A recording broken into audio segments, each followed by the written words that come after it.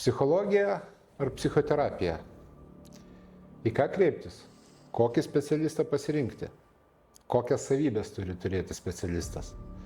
Aš sakyčiau, kad tai greičiausia turėtų būti analizė ir komfortas. Šiandien kaip tik šnekamės su Teresa, kuri turi abidvi šitas savybės ir vėliau mes pašnekėsim, kodėl jinai jas turi. Dabar, Teresa, gal truputėlį papasakotumėte apie savo veiklą. Aš esu Teresa, esu psichologė, gestalto psichoterapijos specialistė ir tai yra veikla, kuri mane motyvuoja, kuri įkvėpia, jaučiuosi savo vietoje, savo rolėje. Mano temos, stipriausios mano temos šioje srityje yra būtent tos temos, kurias aš žinau ne tik iš teorijos, tačiau praėjau per save, per savo patirtį, turiu patirties tuose temose ir galbūt šiandieną tai yra privalumas amžius mano, todėl kad aš galiu pasakyti, kad turiu tos patirties. Tai pagrindinės temas tai yra kaip atsikelti po bet kokios krizės, tai yra po skyrybų, po praradimų, po netekčių, kaip vėl atrasti save naują, dar geresnė galbūt savęs versija. Ir dar mano svajonė būti labai stipri porų terapeutė. Labiausiai gilinuosi į santykius, nes manau, kad santykis tai yra pagrindas, ko mes atėjome į šitą žemę – mokytis santykių.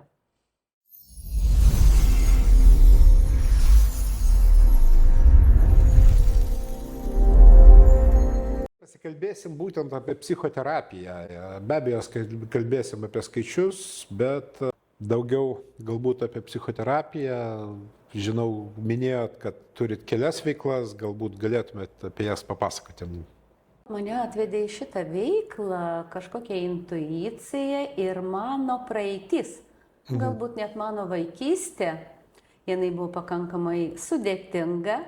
Vaikystėje mano vienintelė svajonė buvo užaugti kuo greičiau ir tapti savarankiška. Vaikystės periodas man nepatinka, iki šiol prisimenant jį, galbūt aš jį asocijuoju su tokiu savotišku kalėjimu. Netgi? Taip, todėl kad manau, kad tai apie mane, kada aš pati negaliu spręsti, ką ir kaip man daryti. Atsižvelgiant į jūsų skaičių, tai yra, jūs gimė 24 dieną, tai yra šešetukas ir jums labai svarbus komfortas. Tai yra jūs, bet kas sukelia diskomfortą, jums iš karto prasideda atmetimo reakcija. Tai čia gal komforto klausimas, ar jau tokia bloga ta vaikystė buvo, ar čia daugiau per diskomfortą? Aš manau, kad tik ta vaikystė nebuvo bloga, iš šiandieninės pozicijos aš jai dėkinga už tai, kad aš esu tokia, kokia esu. Ir net toj pačioj vaikystėje, būdama dar labai mažytė, aš labai anksti supratau, kad man reikia ten išbūti. Ir aš kažkokiu, nežinau, stebuklingų būdų tapau labai nuolanki. Nes aš žinau, man reikia išlaukti. Ir aš išlaukiau ir tą pačią dieną tik baigiau mokyklą. 16 metų aš taip pat pabėgau net į kitą šalį.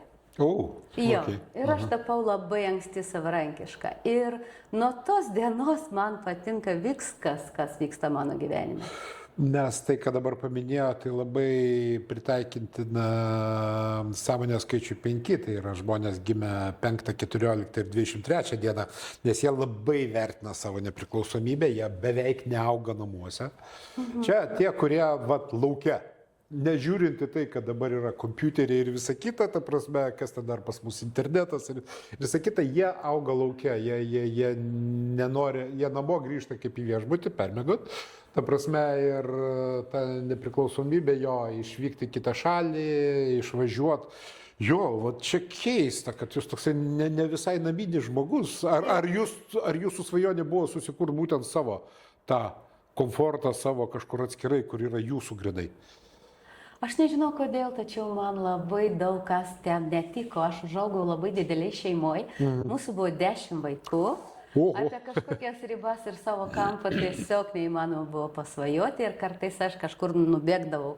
Taip, ne, atsiskirti nuo visų kažkokį labai svarbų momentą. Tai va, ir vaikystėje kaip tik neturėjau galimybių nei kartų beveik atsiskirti nuo savo šeimos, neturėjau nei darželių, nei kažkokių stovyklų.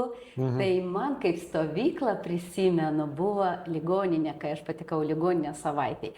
Ir tai labai labai geras prisiminimas, tikrai kitokia aplinka, nepriklausomai nuo to, kad tai buvo ligoninės sienos. Įdomiai, taip, kol kas viskas siejasi su komfortu, kiek suprantu, jo, diskomfortiška.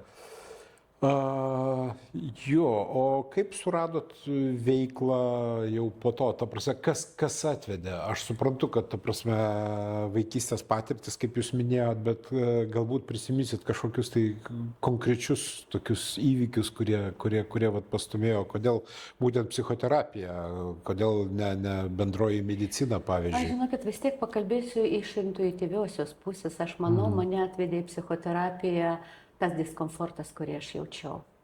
Aš manau, kad aš labai ilgus metus buvau galbūt ne savo kailyje. Aš labai ilgai apie save nežinau, kad esu tokia, kokia esu, kūrybiška, įdomi. Ir tai vėlgi yra vaikystės patirtis, todėl kad tenai aš neturėjau galimybių pasireikšti. Iš tikrųjų neturėjau visiškai. Mano mama buvo tokia, pakankamai toksiška. Ir paklusnumas turbūt buvo vienintelė sąlyga išbūti.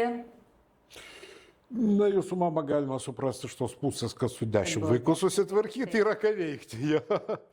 O pakalbėkime apie kūrybiškumą. Įdomu, kad paminėjo, nes šešetukė sąmonės skaičiuje 6, taip pat kaip ir misijoje 6, praktiškai tas kūrybiškumas visom prasmėm, kūrybiškumas plačiaja prasme, nuo gebėjimo sukurti verslą, gebėjimo sukurti meną, gebėjimo sukurti komfortą, visos kūrybos rūšys, praktiškai pagal nutylėjimą, kaip čia įsireikšti, pagal gamyklinius nustatymus jau yra šešetukė.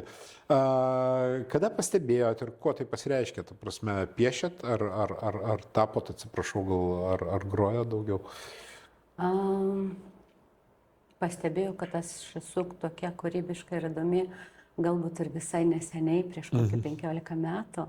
Ir būtent psichoterapijos dėka aš be galo daug į save investuoju iki šiandienos, labai daug praktikų, labai daug terapijos, daug įvairių stovyklų. Ir apskritai mano gyvenimo būdas tai nuolatinė investicija į save, studijos, augimas, tobulinimas įvairiuose srityse. Čia iš tikrųjų taip pastumė jūs antras skaičius. Jūs misija 3, o misija 3 visą gyvenimą mokosi. Tai yra analizė, stipriosios pusės yra trejetuko arba misijos 3 yra analizė, aplamai informacijos, bet kokios analizė. Tai yra informacijos sistematizavimas ir esminis momentas, ką turi padaryti misija 3, tai yra perduot žinias. Tai yra mokymas.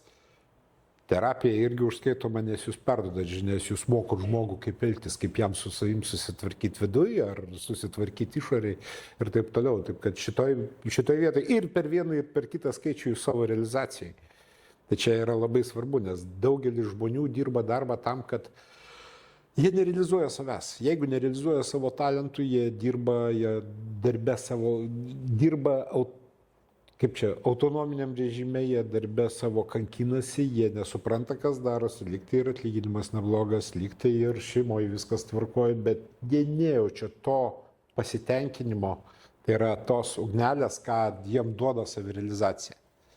Nes formulė savirealizacijos yra labai paprasta. Jeigu mes esam savirealizacijoje, pas mus kyla energija, tai duoda mum idėjas, o idėjas lygybės ženklas į pinigus. Tai yra sugeneravus idėją, kaip suprantu, tai ir pas jūs įvyko.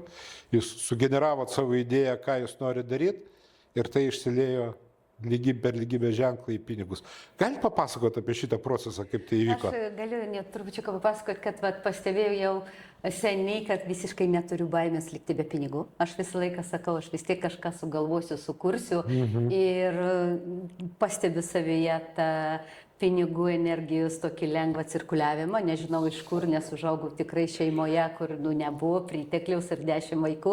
Ir tikrai ledų tų net neturėjau, po šiai dieną turbūt jų nemėgstu, nes nelabai turėjau galimybę, jų ragauti ten išskirtiniais atvejais per šventes.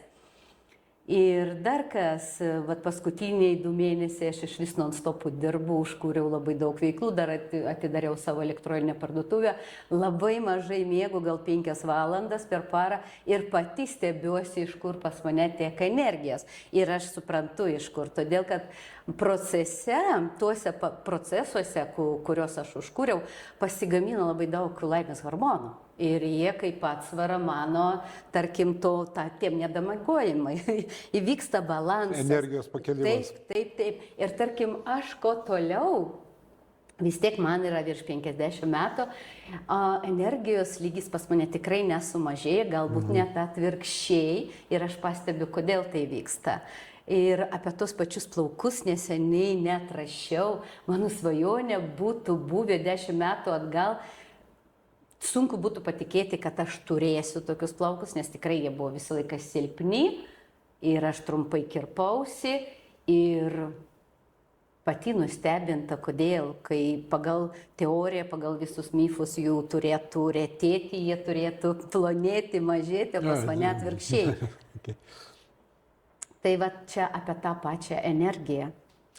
Nu, matot, kad nėra baimės, kad liksit be pinigų, iš tikrųjų, kaip šešetukui būtų keista, bet kadangi matau jūsų matricų liniją 147 ir dar su 2 septintukais, kas yra energija, tai yra pinigų linija, tai reiškia prisiimu atsakomybę, žinau ir nukreipiu energiją ten, kur reikia. Jeigu iššifruoti visą tą liniją 147 po vieną skaičių, tai kaip minėjau, dar kartą pakartosiu, prisiimu atsakomybę, žinau, kaip tai padaryti ir nukreipiu ten energiją. Tai reiškia uždarbis pinigų, taip kad jo, nenuostabu, kad jūs nebijot likti. Keista kitas dalykas, kaip jūs būdama sąmonės skaičių 6 daug dirbat. Neatsiliepia ant nugaros, nepradeda skaudėti ar kelių. Aš be galo daug dirbu visą gyvenimą ir aš manau, kad aš esu darboholikė. Aš tą suvokiu sąmoningai. Ir visais būdais, atrodo, stengiuosi gyventi kitaip, man nepavyksta. Darboholikė mano šeimoje buvo mama. Ir koks be būtų mano santykis su mama galbūt toksiškas, tačiau matau tikriausiai ir paveldėjimą kažkokį iš savo mamos. Man patiko mamos galbūt tvarka. Pas mus visada, nepriklausomai nuo to, kad 10 vaikų, visur buvo tvarkinga, labai daug gėlių, jo visi darbai buvo deleguojami ir mum, tačiau ir mama pati labai daug dirba. Ir galbūt šito momento aš bet kokiu atveju vis tiek žrabiuosi. Labai įdomu. Mama sako, tai jeigu buvo darboholikė, ar jinai gimus 8, 17 arba 26 dieną? 10. 10. Lyderis ir strategas, bet 10 diena truputėlį kitų niuansų yra. Nu, reiškia, jūs suvadovaut viskas buvo tvarkoj, ten vadovavo visiems 10 vaikų. O galima grįžti dar prie pinigų temos. Taip. Aš tarkim paminėjau, kad neturiu baimės likti be pinigų, aš žinau, kad aš vis tiek atrasiu būdų sukurti tą pinigų energiją, tačiau pas mane yra kitas niuansas. Aš nemoku sulaikyti galbūt arba bijau didelių pinigų. Kai tik pas mane pinigų padaugėja, aš atrasiu būdų iššvaistyti, bet karbė. Jūs kūrėt savo komfortą per pinigus. Tai yra, atkreipkite dėmesį į tai, kam jūs, kaip jūs sakote, išvaistot pinigus. Va tiesiog prisiminkit. Iki dabar, tarkim, aš labai daug padėjau savo giminiai. Man tai buvo turbūt labai svarbu, smagu. Šiai dienai galbūt elgčiausi jau kitaip. Šiai dienai labai noriu jau mainų. Be mainų nelabai atiduosiu kažką. O vat gal iki kokių 40 metų aš labai daug investavau į tą savo šeimą. Ar nebuvo tai siekimas išlaikyti komfortiškus santykius su šeima? Aš manau, kad vis dėlto siekiau pripažinimo. Tai kad nei vieno skaičiaus neturit, kuris vaikytųsi pripažinimo. Įdomu. Kitas dalykas, stop. Ar nemeilės ieškojot? Taip, tėvų. Nes šešetukui svarbu meilė. Jums viskas apie meilę. Jūs netgi, ar dažnai vartojat žodį meilė? Netgi tada, kada kalba neina apie romantinius jausmus. Tai yra, kada, sakykime, aš myliu šaltibarščius, ar myliu kavą, ten nesvarbu. Ar nemyliu kažkokio tai patiekalo, ta prasme. Ar kiek dažnai vartoja šitą Aš žodį? manau, kad kiekvieną dieną tikrai mano sakinys yra koks nuostabus gyvenimas ir mano klientai juokiasi kartais ir be abejo, nes meilės žodį tai paminiu kiekvieną dieną. Ir ypatingai dėkingumas pas mane labai stipriai išvystytas. Aš pastebiu smulkiausias vietas, už ką padėkoti Dievui. Ir net ne vien ten mintimis, bet su tokiu. Nes manot, grįžtant prie to, kad jūs investavote į šeimą, kaip minėjau, sąmonės skaičių 6 su misija 3. Mes tai vadinam sąmonės konfliktu. O šitam moksle, tai yra skaičių psichologijos moksle, vadinama sąmonės konfliktu. Kodėl? Todėl, kad šešetukas nori kurti, trejetukui reikalingos instrukcijos. Ta prasme, patys savaime skaičiai nėra blogų ar gerų skaičių. Yra pliusinės savybės skaičiaus, minusinės savybės. Ir va tie du skaičiai, kaip jie ir prieštarautų. Jūs, ta prasme, tai yra veiktų vienas prieš kitą, energija nukreipta priešingai, jo. Bet dabar, kalbant apie jūsų profesiją, tai vat, būtent, kad psichoterapija, tai taip, tai yra komforto kūrimo žmogui. Ir tai bet kokiu atveju atspindi analizę. Jūs privalote analizuoti savo klientą, ta prasme, nenoriu pacientą žodžio vartoti jo, bet žmogų, kuris atėjo pas jūs pagalbos, jūs jį privalote išanalizuoti, kad suprast, kaip jisai veikia, kaip jisai masto ir kur jo tas sėdi pasislėpęs tas tarakonas, kuris jam trukdo gyventi. Jo. Tai čia kaip ir viskas gerai. Ir suprantat, ir dabar galvoju būtent dėl to požiūrį į šeimą, kad jūs daug padėjot. Tai analizė praeities, tai yra trejetas išanalizavo praeitį, supratęs, kad buvo nelengva, lygiai taip pat kaip ir jum, ir siekdamas meilės per šešetą, ta prasme, jūs nusprendėt, kad tai galima, jūs mylės, jeigu jūs suteiksit tai, ko jie neturėjo vaikystėje. Man čia vat į šitą dalyką labai panašu. Ar taip gali būti? Taip, aš ieškojau meilės, tiesa. Vaikystėje jaučiausi nemylima. Pakalbėkime apie investavimą į save. Tai yra, sakėt, kad daug mokotės. Iš tikrųjų, tai nenuostabu, trejetas mokosi visą gyvenimą. Arba misija 3, tai reiškia ir jų mokėtų už mokslus, kiek jie be kainuotų, ta prasme, yra normalu. Kiek suprantu, čia daugiau profesinis mokymas jūsų, ar... Nebūtinai. Ir iš tikrųjų, jūs teisingai pastebėjot, kad kiek aš investuoju, vienintelė turbūt sritis, kur aš neskaičiuoju. Man nesvarbu, kiek kainuoja mokymai, jeigu, aišku, leidžia mano galimybės, aš investuosiu, aš labiau tada atkreipiu dėmesį turbūt į kokybę, ne? Kažkokius galbūt mano sukau ten, kaip man rezonuoja. Kad šešetukas kalba apie kokybę visiškai nenuostabu. Įdomu, kad pinigų neskaičiuoja, ta prasme, nors ir trejetas atlikdamas analizę būtinai skaičiuos pinigus.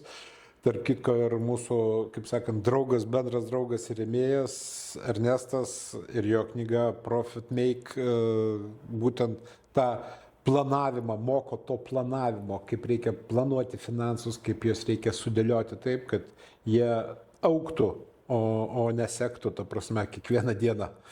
Tai va, grįžkime dar prie mokymų.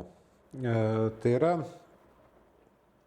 Taip, kokybė šešetukų labai svarbu, ta prasme, čia, nes matot, per tos pačius skaičius yra ir analizuojamos įmonės ir būtent įmonėje šešetukas atsakingas už kokybę, ta prasme, kokią kokybę. Nes vėlgi, kaip minėjau, kadangi tas komfortas, matot, kada kalbėjau apie šešetuko pomėgių komfortui, čia yra labai plati prasmė to komforto, čia nuo santykių iki fotelio, ta prasme, turi būti patogu jo. Ir jeigu, kaip sakant, jeigu kalbėt apie turizmo sektorių, Tai va čia šešetukai labai smarkiai pasireiškia. Jie įvertindami kokybę, jie gali pasiūlyti geriausią paslaugą. Tarp kitko, pas jūs reikėtų klausti, kur ilsėtis. Nes jeigu jūs nuvažiavote į vietą ir ten jums patiko, tai yra, jeigu įtiko jums, tai visiems kitiems ten bus tiesiog fantastiška. O aš mano nuomonė, turbūt geriausias poilsis priklauso nuo būsenos, nuo to, kaip tu jautiesi, o ne nuo vietos. Aš iš savo asmeninės patirties galiu tą padaryti. Teko porą kartų, ne, pabėgti kažkur, kad kažkaip atsigauti po tam tikrų įvykių nemalonių, tačiau grįžtant, tu vis tiek grįžti su pačiu savim. Tai vad būsena. Ir šiandieninė mano galbūt pagrindinė tokia tema. Tai yra būsena apie tai, kaip aš jaučiuosi, nepriklausomai, kur aš esu. Bet kokiu atveju tai yra komfortiška būsena, ta prasme. Taip. Vidinis komfortas. Į ką verta investuoti, tai į būseną. Taip, į tai, kaip tu jautiesi čia ir dabar. Tarkim, aš dar vis tiek norėčiau prie tų pačių finansų, aš prisiminiau tokią mintį, kodėl aš, tarkim, nebijau netekti finansinės kažkokios gerovės, nes aš moku iš pelenų atsikelti, atsistatyti, kažką pradėti naują ir man sekasi. Aš nežinau kaip aš tai, nes aš turėjau savo gyvenime tikrai krizių, buvo krizė, kai visiškai viskas sudegė ir aš visiškai be nieko ir labai greitai atsistačiau, atsikėliau ir finansiškai, ir visom prasmėm. Ir keli kartai savo gyvenime aš turėjau iš tikrųjų labai stiprių gyvenimiškų įvykių, kur reikėjo pradėti nuo visiško nulio. Nu, jūs esat kūrėja, sąmonės skaičiuje, tai čia nenuostabu. Matot, du kūrėjų skaičiai, tai yra 4 ir 6. Bet jeigu 4 jisai kūrė kaip novatorius, tai yra jisai panaudoja turimus resursus įvairiai. Jis nekartoja vieno ir to pačio 2 kartus, jis vis kažką naujo, inovatyvaus, jis gal daugiau nekūrėjo, o novatorium jį pavadinkim. Ja? Tai 6 gali sukurti. Tiesiog sukurti nuo nulio iš nieko. Man labai įdomu, kad jūs paminėjot pelenus, kad iš pelenų sukurti, ta prasme, kad pakilt kaip tas Feniksas. Tai čia jo, ta prasme, naujai nuo nulio sukurti bet ką. Čia mes kalbam ir apie verslą, ir apie meną, ir apie santykius, ir apie tą patį komfortą. Bet kokiu atveju, kaip sakant, pagrindinis nustatymas tai yra komfortas. Ir įdomu tai, kad jūs paminėjote tą vidinę ramybę, vidinį komfortą. Iš tikrųjų šitas mokslas labai smarkiai to moko, bet pas kiekvieną jisai yra savitas. Tai yra kaip pasiekimas tos vidinės ramybės ir būtent atėjimas į komfortą. Gal galėtume truputėlį apie darbą savo, kiek tai įmanoma, ta prasme, kokiu būdu jūs sukuriat komfortą, tą vidinį komfortą savo vėlgi, tas žodis klientam? Aš manau, kad tai yra savo pačios įnešimas. Kom tu pripildytas, kom tu kvėpuoji, kokia tavo energija. Nes bet kokiu atveju mes visi jaučiam vienas kitą. Nebūtinai kažką sakyti, kalbėti, ne? Kitą kartą sutinki žmogų ir norisi jį žiūrėti kaip į paveikslą, nepriklausomai nuo to, ką jis kalba, nepriklausomai nuo to, kaip jis atrodo. O būna taip, kad atrodo tau šypsosi, viskas gražu, o kažkodėl viduje kažkoks nerimas, norisi pasisukti ir bėgti, kuo greičiau pabaigti tą pokalbį su to žmogum, turbūt tai ir yra. Kodėl, tarkim, pas psichoterapeutą, rinktis psichoterapeutą galbūt irgi labai geras būdas pasitelkti savo intuiciją, todėl kad bet kokiu atveju turbūt mūsų atveda ten, kur labiausiai šiandieną reikia. Ir galbūt šiandieną tavo istorija, tavo situacija labiausiai padės ne Laurinaitis, kažkoks žinomas, ne psichoterapeutas, o būtent tas, kurio tema galbūt surezonuoja su tavo paties tema. Ir jis gali būti stipriausiu. Tarkim, šiandieną mano stipriausios temas tai ir yra, kaip pasikelti iš pelenų, kaip atgimti iš naujo kaip Feniksu, todėl kad aš praėjau tas temas, kaip išeiti ir atsistatyti po toksiškų santykių Ir be abejonės net galbūt garsiai apie tai nekalbant, aš pritraukiu žmonės būtent su tokiom temom. Aš nežinau, kokiu būdu jie ateina, kaip jie pajaučiat, bet jie atsineša būtent mano temas, kuriuose aš buvau. Ir aišku, mano pliusas, jeigu aš tą temą jau įveikiau, išėjau, ne tik išoriškai ir savo vidumi, nesąmoningai kažkaip jau galiu iš kitokios pozicijos į ją žiūrėti. Tačiau būna taip, kad aš šiandieną toje temoje dar kažkaip neįveikus jos iki galo, tai ir surezonuoju ir kartais pasimeti, o geras, ar čia kliento mintis, ar čia jo emocija, o galbūt čia ir mano, tai tokiu atveju turim mes savo supervizorių ir nešamės tą temą tenai toliau nagrinėjom. Matot, pas jūs 2/7 matricai, taip kad energetika pas jūs stipri vien jau iš skaičių. O jeigu jūs dar, kaip sakant, savo realizacijai, kaip aš minėjau, dar energijos pakelimas, ar užsiimat kažkokiam praktikom, kurios keltų energiją? Tai yra vaikščiojimas, joga? Be abejo, nes aš kasdieną sportuoju, labai daug praktikų praėjau, aš be galo daug eksperimentų atlikau, su mityba buvau vegetarė, veganė, Ajurvedos akademiją esu baigusi, Ajurvedos virtuvę taikiau 3 metus. Ir šiaip aš prižiūriu šiai dienai, kas tinka labiausiai man, tai yra protarpinis valgymas. Aš jį irgi atradau netyčia per savo darboholizmą, neturėjimą galimybės papietauti papusryčiausi, tačiau pamačiau, kad man tai labai veikia, be abejonės meditacijas, bet man nereikia tam tikros erdvės kažkokios specialios, kad aš galėčiau pamedituoti. Dar aš užsijėmu šiek tiek, turiu auksinės rankas ir mano rankų prisilietimas be abejonės yra toks gydantis. Tai va, per tą prisilietimą aš puikiai galiu išskristi, pamedituoti. Ir investavau, kaip minėjau, daug labai į save, be galo daug anksčiau įvairių stovyklų su meditacijom ir, tarkim, rebefingas, jūs turbūt žinot, įvairias tas kvėpavimo praktikas.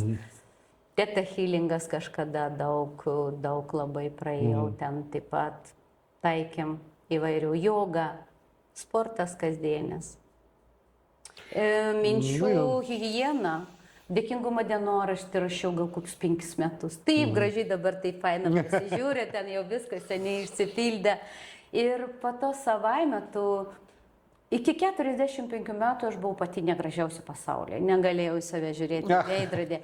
Ir aš praktikuojant, turbūt taikant įvairias ten metodikas, pastebėjau vieną dieną, aš sakau, bet aš tai jau gražuolytė. Tiesiog atrodo nesąmoningai į mano gyvenimą atėjo ir šiandien beveik aš savo jau graži. Džiugu. Įdomu, kad paminėjot dėkingumo dienoraštį. Aš jį labai dažnai naudoju ketvirtukam. Tai yra žmonės gimė 4, 13, 22 ir 31 dieną, ypatingai gimė 13, kurie labiausiai užsispyrė.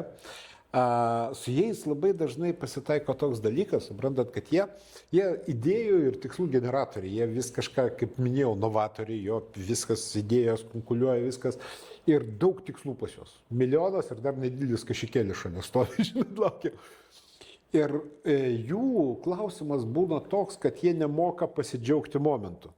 Tai reiškia, pas juos vieną tikslą jau pasiekė, bet jau, kaip sakant, jų užpakalį baksi sekantis tikslas ir jau jie bėga prie kito.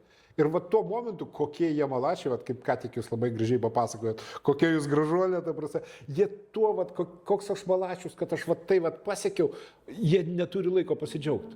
Viskas, jie jau bėga prie sekančio tikslo. Ir jiem dėkingumo dienoraštis, tarp kitko, ketvirtukai, kai žiūrėsit, visiems rekomenduoju.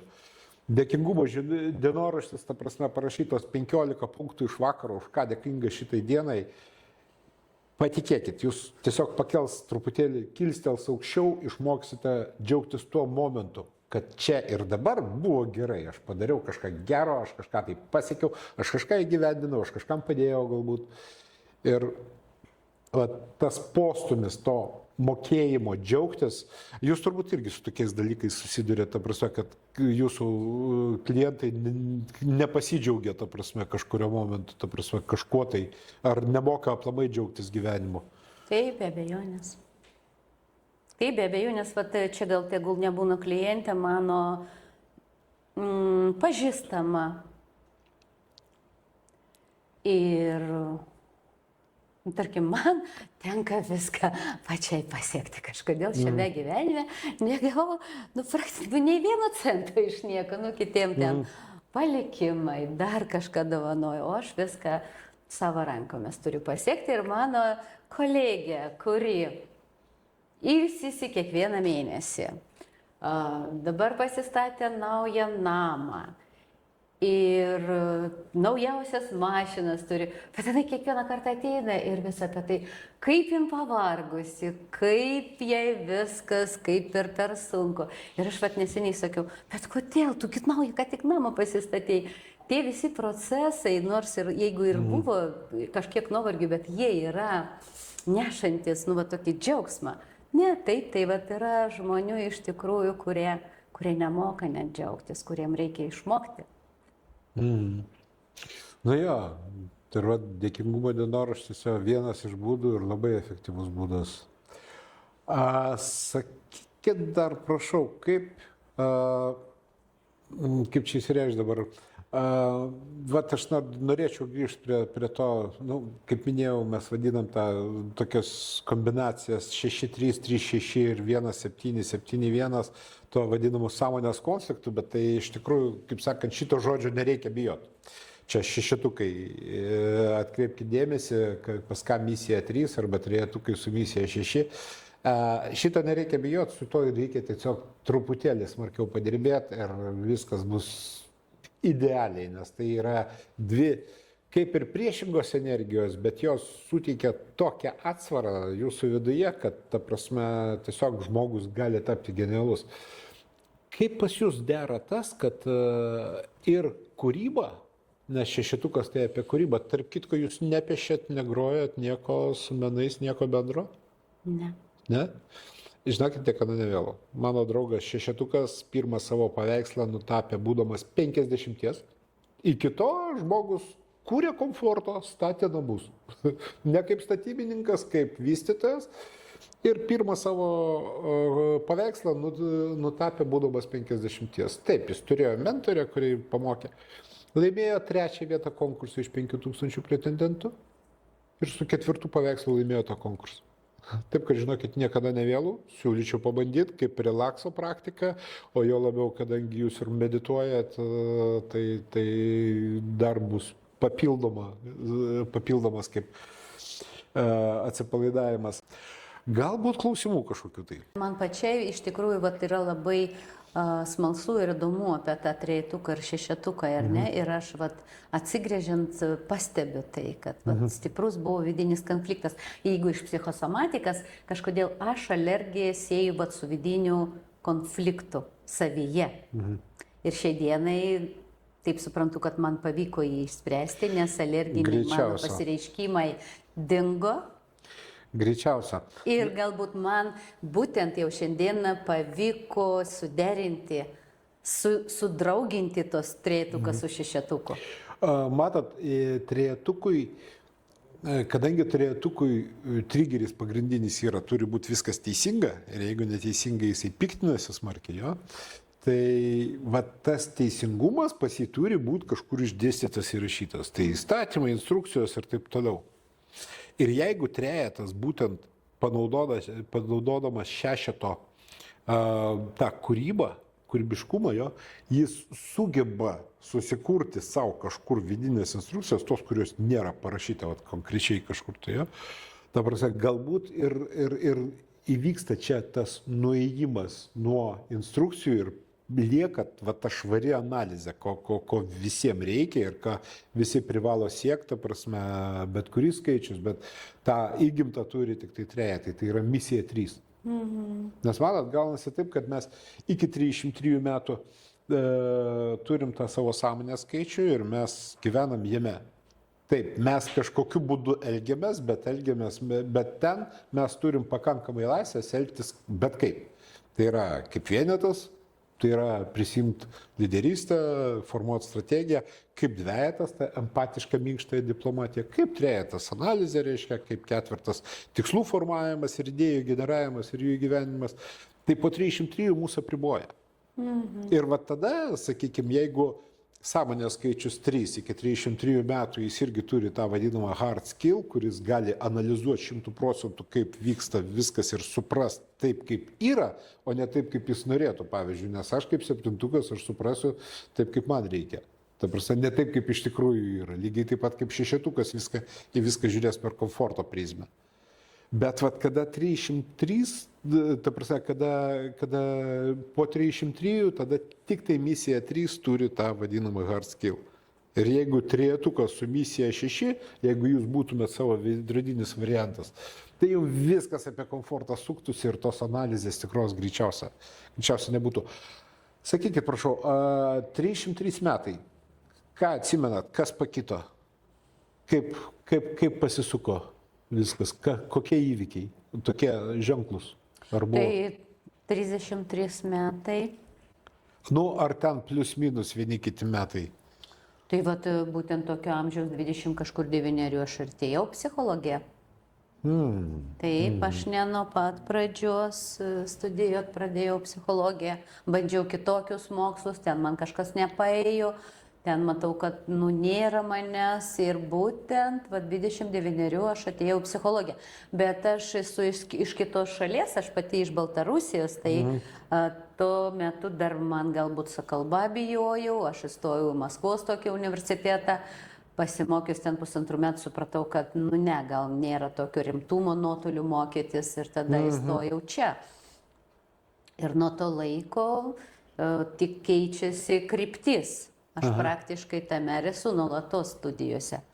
Supratau. O tame tarpe buvau tam tikrą laikotarpį iššokusi į grožio sritį ir tikrai man kildavo klausimų, kodėl aš taip.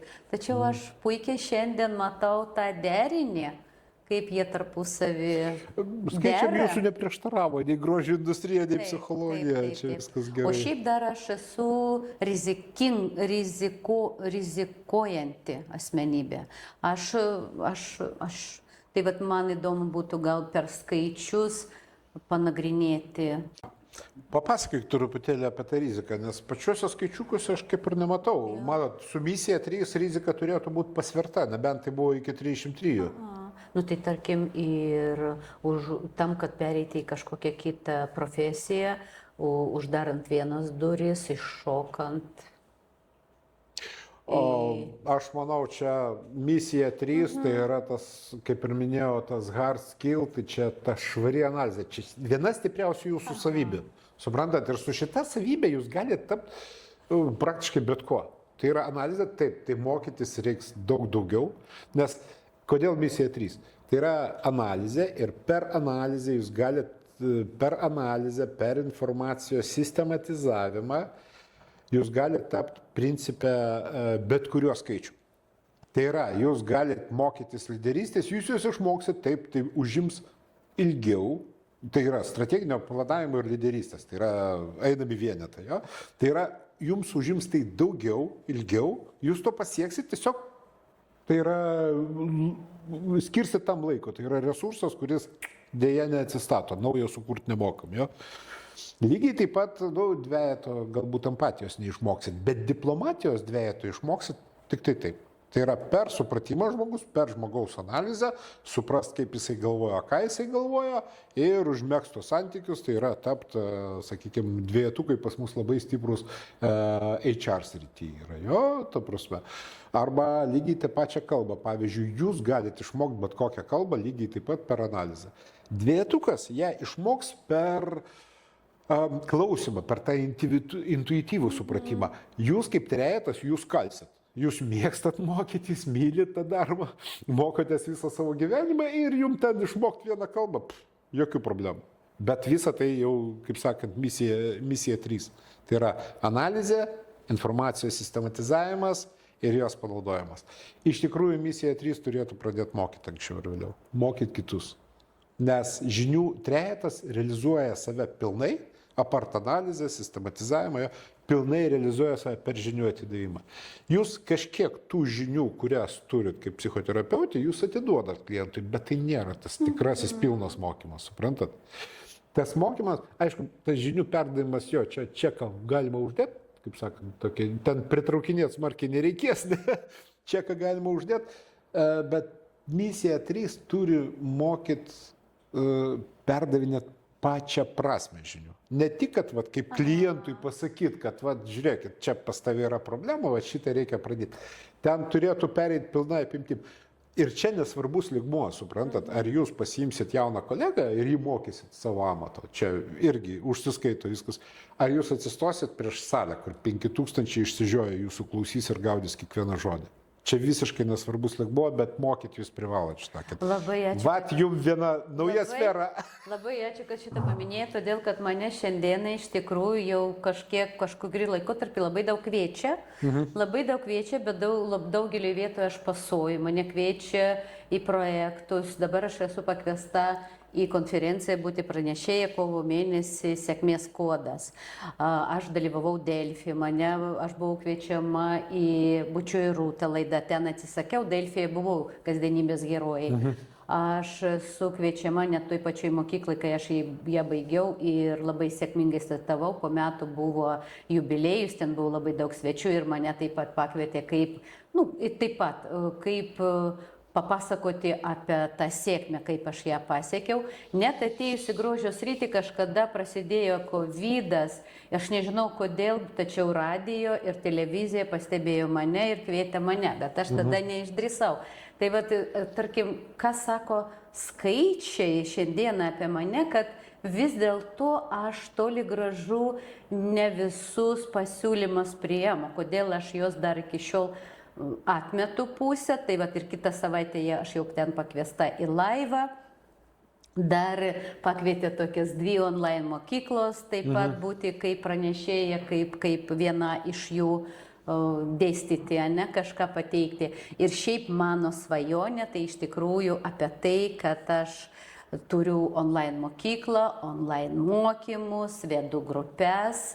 Ką galėčiau ir šiandien, man net sėkmingai sekasi tuose pačiuose socialiniuose erdvėse sukurti grupę, atrodo, aš nieko tokio nedarau, tačiau mano grupė jungiasi vos ne automatiškai.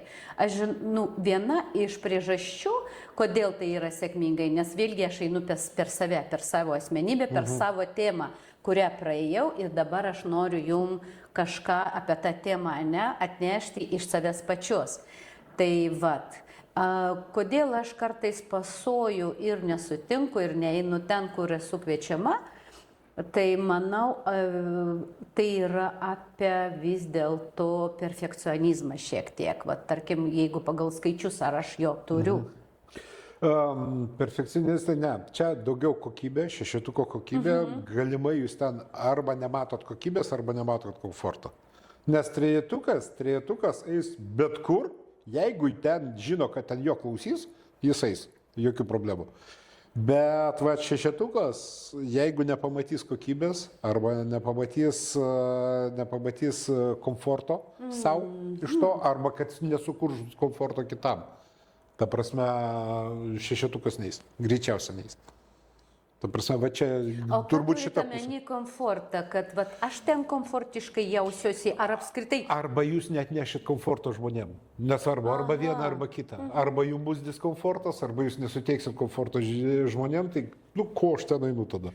Nes anksčiau galbūt dar aš laiko einant pato pasigalinu, vat kodėl vėl atsisakau, gal ateis laikas, kada man niekas nepasiūlys. Bet šiandieną vis tiek noriu paminėti, vat atsisakau ir aš nesigailiu, aš kažkaip keista, kaip 3-tukas, praleidot progą, kad jūsų paklausytų, va 3-tukui čia turėtų kažkur bišį kirbėti, ta prasme misijai 3. Kažkas, būčiau ten, manęs dar 20 žmonių išgirstų, gal ne 20, gal 2000 išgirstų ir taip toliau. Bet sveikinu iš tikrųjų, kad esat pasiruošus dalinti savo žiniom, kadangi 3-tukui būna labai sunku. Vat atkreipkite dėmesį 3-tukai, kas klausys, arba misija 3, arba sąmonės skaičius 3. 3-tukai, kaip minėjau, mokosi visą gyvenimą. Puikiai analizuoja žinias. Visą informaciją aplamai. Puikiai sistematizuoja. Tai yra 3-tukas sugeba į sistemą suvesti tokią informaciją, kuri iš pirmo žvilgsnio nesiriša. Ta prasme, nežinau, kas sistematizavo meną, bet greičiausiai tai buvo trejetukas. Tai va, bet ateina laikas dėstyti, trejetukas pradeda analizuoti save.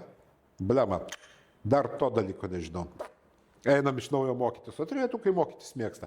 Ir va, kaip voveriukas tam rate sukasi, ir va to vieno žingsnio, kad pradėt galų galę dėstyti, va nesugeba. Todėl sveikinu jūs kaip misija 3, kad jum ir kaip šešetukui, kad komfortiška pradėt mokyti kitus, ta prasme, kad šitam pasiryžus daryti, tai yra, kad pasiryžtat ir tai darot. Va, tikrai sveikinu, žinokit, nes labai dažnai sutinku tokį dalyką, kad nepadaro žmonės to vieno žingsnio ir automatiškai praranda savo realizaciją. Tai va, o vat kada 100% pradėsit mokyti, pamatysit dar kokie pokyčiai ateis į gyvenimą, ant kiek bus aukštesnė energija, ant kiek jūs pritrauksit žmonės. Aišku, čia galima nurašyti ant logiško, kad va, aš pradėjau mokyti, tapau populiaresnė, todėl atėjo daugiau pas mane ten, kaip jūs sakot, į grupės, dar kažkur tai. Ne, čia biški daugiau energetikos klausimas. Tai reiškia, jūsų energija aukštesnė ir žmonės ateina į jūsų energiją. Ta prasme. Kaip jūs sakėt, įdėjau savęs. Čia pagrindinis dalykas. Pas jūs ir taip 2/7 matricoje, tai jau nemažai. O dar su visam jūsų, kaip sakant, plus savirealizacija, plus meditacija, plus joga, ta prasme, jis dar labiau tą energiją pakelia, todėl jūs ir pritraukiat. Kaip žmonės, taip ir įvykius į savo gyvenimą. Tokius, kokių norit jūs. Kokius jūs savo šešetuko mąstymu skaitot kokybiškais. O ką skaičiai sako apie mano santykį su antra pusė? Šešetukui visi santykiai turėtų būti, matot, tas vėlgi, aš nežinau, kaip santykiuose atsispindi šešetas su trejetu, ta prasme, būtent tas sąmonės konfliktas. Šešetukui viskas apie meilę. Ta prasme, pasakai myliu, problemų jokių. Dar jeigu sugebi įrodyti, kad myli, viskas tvarkoj. Tačiau bet kokiu atveju santykiuose turi būti komfortas. Jeigu šešetukui diskomfortiškai, tas santykis jisai blogės, suprantat. Jeigu kalbam apie trejetą, trejetai yra pakankamai šalti. Ir vat, jiem tas santykis, matot, čia galbūt reikėtų atkreipdėmėsi, kurioj vietoj yra santykiai. Ir šešetukui, ir trejetukui tai yra materialų skaičiai, pirmoji vietoje yra pinigai. Tai yra, jeigu trejetukas norės paimti pinigus per protą, tai šešetukas be klausimų, duok pinigų. Padaryti kažką reikia tam, kad duotum pinigų. Gerai, padarysiu, ką reikia padaryti. Trejetukas vis rodys savo protą ir tipo man už protą mokėk pinigų. Šešetukas ne, jisai stiesi, jo. Antroji vietoje pas šešetuką antroji vietoje yra santykiai ir tik trečioji galimybės. Pas trejetuką pirmoji pinigai, antroji galimybės ir trečioji santykiai. Tai va, ir santykius, matot, sakau, va, dar neturėjęs, va, 6-3, ta prasme, neturėjęs konsultacijos, o jūs pirmą, tai va, kokiai platmėje, va, kaip sužaidžia va, šitas, va, būtent tas 6-3, ta prasme, kokiu būdu pasisuka, ta prasme. Tai vat. Bet aš manau, kad bet kokiu atveju jums santykiai turi būti teisingi. Teisingi turiu omeny, kad jie neturi... O va, tarp kitko, idėja dabar kilo. Trejetukui svarbus teisingumas. Tai reiškia, jam viskas turi būti teisingai. Taip, kaip parašyta instrukcijoje, ten ir taip toliau, ten įstatymė nesvarbu. Ir automatiškai, ant kiek jums svarbi santuoka, pati santuoka. Tai yra štampukas pase, kadangi jeigu yra santykiai, reiškia, turi būti santuoka. Toks mąstymas ar nelabai? Ar tai yra, ar jums pirmoje eilėje visgi santykiai, ta prasme? Aš manau, iki šiandien buvo svarbu. Šiandien, manau, visiškai nebesvarbu, net aš sakau, kad aš jau daugiau oficialiai netekėsiu. Okay. Iki šiol taip statusas žmonos buvo svarbus man, turbūt suteikintis saugumą. Nes matot, trejetuko va, toks požiūris turėtų būti, kad jam reikalingas antspaudas, ta prasme, kad tai yra svarbu. Iki šiandien tikrai Jo. buvo svarbu. Šešetukui turėtų būti, nu, taip, jeigu viskas komfortiška, kam? Jeigu tai nesukuria diskomforto kitiem, sakykime, ten, nu, jeigu gimsta vaikas, ta prasme, ten, sakykime, klausimas, kad pas mamą viena pavardė, pas tėtį kitai.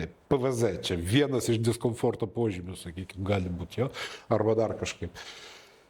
Tai vat, iš tikrųjų negaliu pilnai atsakyti, čia įdomu būtų panagrinėti, kaip sakant, daugiau pabendrauti apie tai. Dar man va, toks klausimas kyla, mano pagrindinė figūra per visą mano gyvenimą yra mano tėvas. Jis yra visiškas mano autoritetas. Taip. Ir visą gyvenimą aš sekiu jo pripažinimo, jo palankumo. Ir kaip tai galėtų parodyti skaičiai? Ar tai Pasakykit jo datą. vi-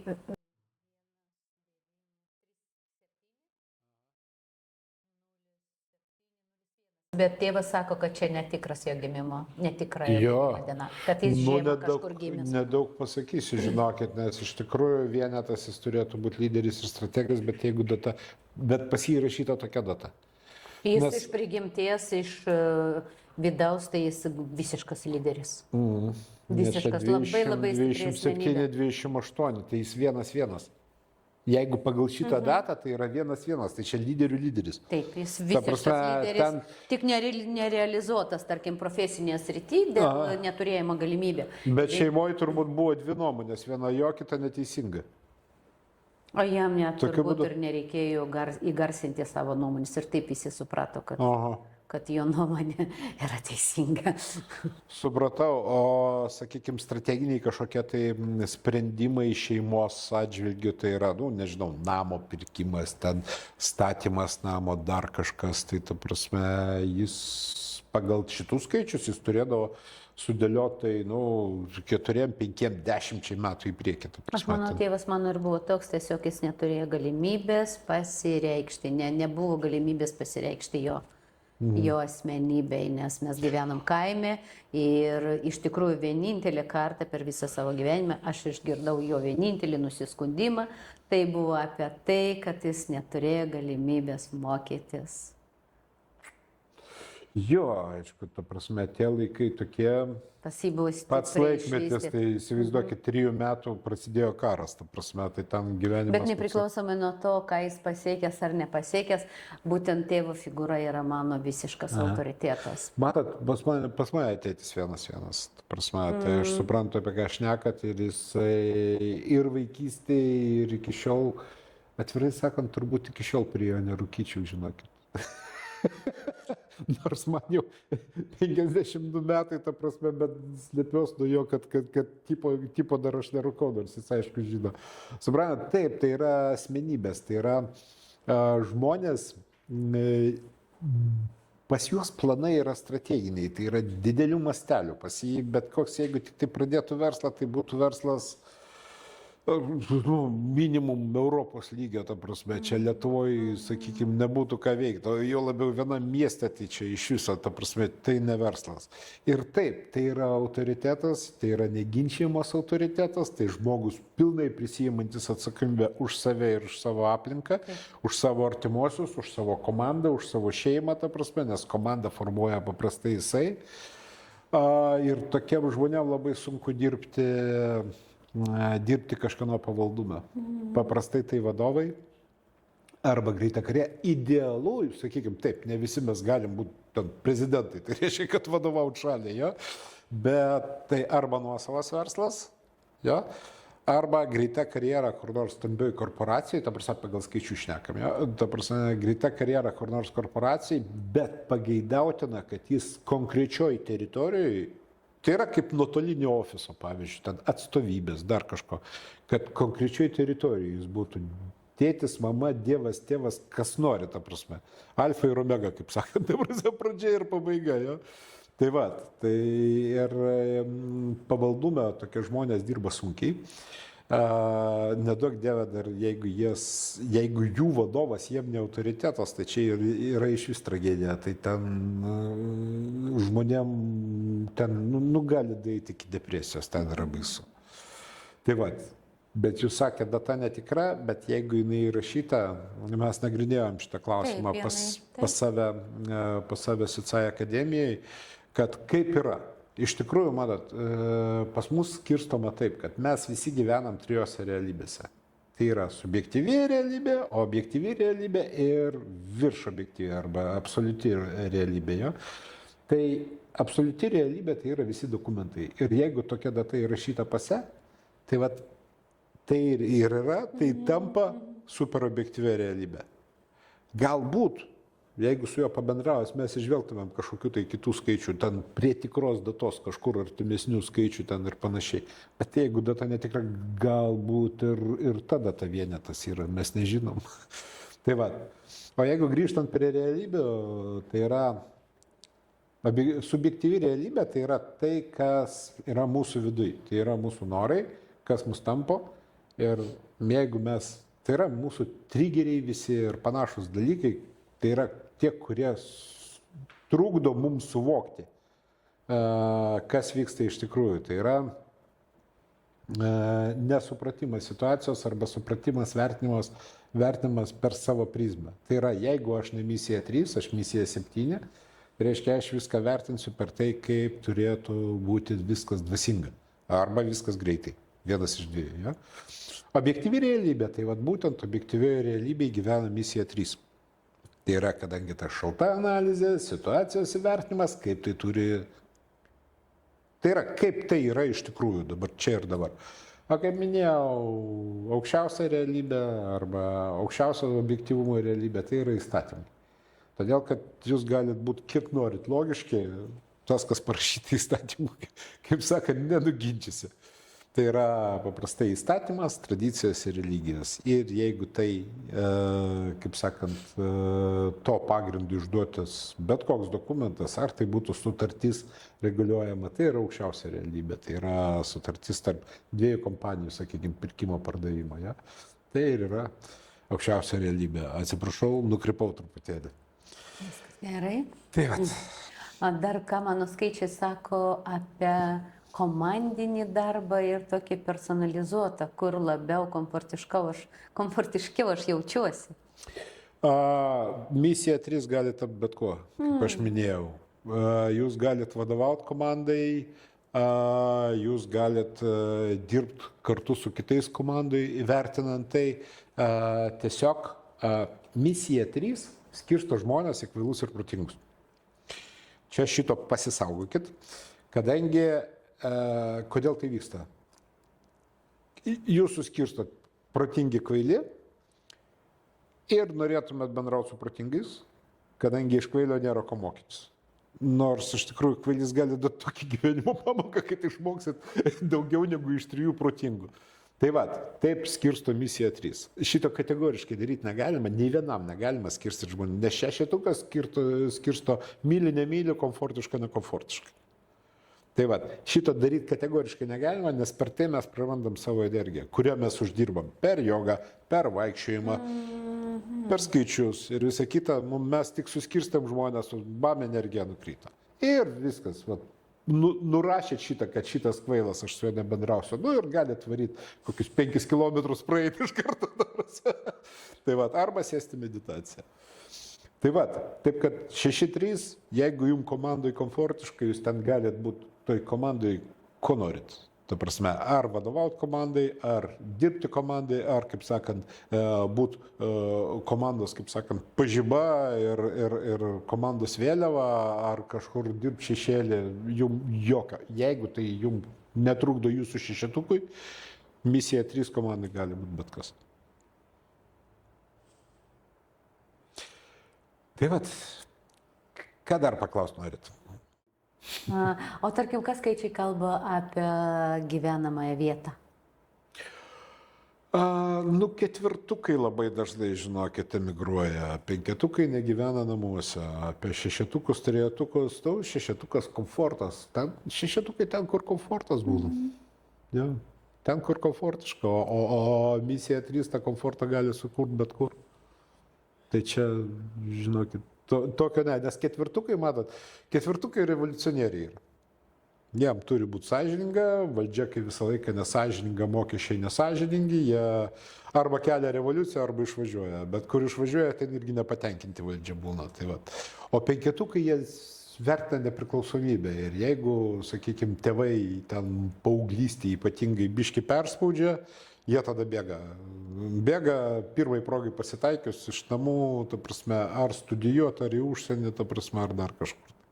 Kas man buvo visai faina ir kas patvirtino mano pačios, tarkim, kažkokius intuityvius pasirinkimus, ane, tai tas pats ir šešetukas, dviejetukas, ane, kad aš esu toje vietoje, kaip pagal skaičius, kaip ir turėčiau būti, ane, kuri yra stipriausia pagal skaičius mano vietą. Tai reiškia, kad mes visi tikriausiai ir intuityviai jaučiam, ane? Yra nemažai žmonių, kurie realizuoja save. Ir aš pasižiūriu, čia jaunesni žmonės, kurie gimė po 2000-ųjų, ta prasme, pas kurios minimum 1-2 jau yra, tai vat jie tokie, jo, pas juos tas jausmas yra.